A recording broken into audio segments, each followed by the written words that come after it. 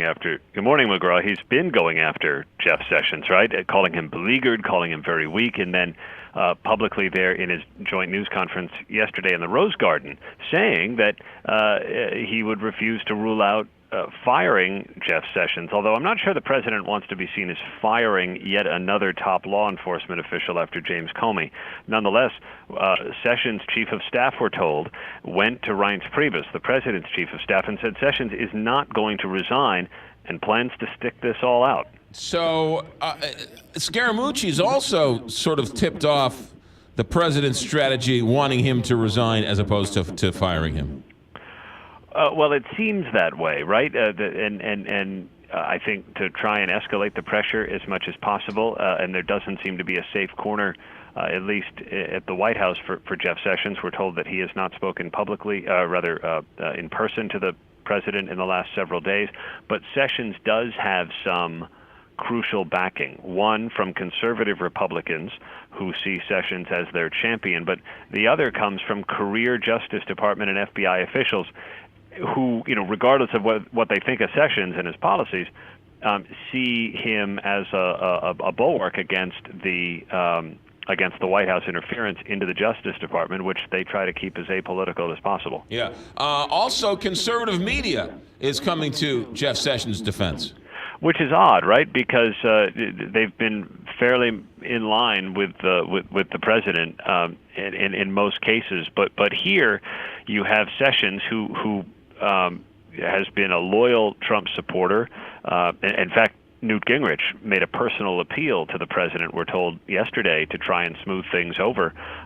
But the president is still smarting about Sessions' recusal from the Russia investigation and seems to believe that it would all have gone away had Sessions not recused himself, seeing the Attorney General perhaps as his personal protector rather than the country's top law enforcement official, which is a rather unique position for a president to hold. It seems, in the timeline of all this, Jeff Sessions, during his confirmation hearing, said he would recuse himself from any Hillary investigations because of his work with the Trump campaign, and then shortly thereafter was caught in misidentifying his meetings with some Russian ambassadors.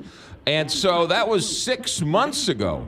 Why is Donald Trump on this kick now over the last 3 or 4 days? I mean, it's a great question, and it's not clear whether this is some kind of strategy somehow in his head, or whether this is him still being that angry, and it may be enough for him that he's can't let it go, and may really think this whole thing would have gone away if Sessions hadn't stepped aside, which is not the case. So there may be something, but if there is, it's just not clear. Yeah. The theory goes, Aaron Katersky, that Jeff Sessions quits, resigns, fired, and then Donald Trump can appoint a recess appointment, and that recess appointment would act as Attorney General through the end of the next Congress, right? Well, sure. In theory, that could happen. If there isn't an appointment ready to go, Rod Rosenstein would take over the department, and we know that Rosenstein has come under criticism from the president for being from Baltimore, even though he's from Philadelphia, where he says, in Baltimore there aren't a lot of Republicans, so he sees Rosenstein, who appointed the special counsel, as something of an enemy. And so you start to get to some of the career justice people who I think might put up even more of a fight against what they see as the president's attempts to interfere in their work. And we haven't really seen this kind of a standoff between the White House and the Justice Department, or any cabinet official, really. Not even really since Nixon. Yeah, it really is funny that a man known for the catchphrase, "You're fired," doesn't want to fire people and would rather have them quit. Well, he wanted to fire James Comey, and he did that. And I think now it could be seen, it would certainly make a statement if you then go ahead and fire the Attorney General. Yeah. And but who knows? As the president says, time will tell. Yeah, as of now, all reports are that Jeff Sessions telling people he will not resign, right?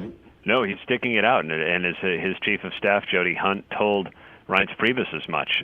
And so we're told that in the coming days he's got a big announcement on leak investigations. We know that's also drawn the president's ire, that he's been too weak on leakers.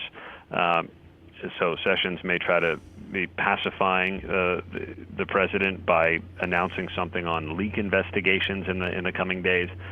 But there doesn't seem to be an end to the president's ire over the Russia recusal, and you now have him repeating publicly from the Rose Garden what he told the New York Times, and the tweets, although we haven't seen one today, but they've been almost daily calling out Sessions and publicly upbraiding him. Aaron Katersky, ABC News correspondent. Thanks, Aaron. Thank you. 7:25.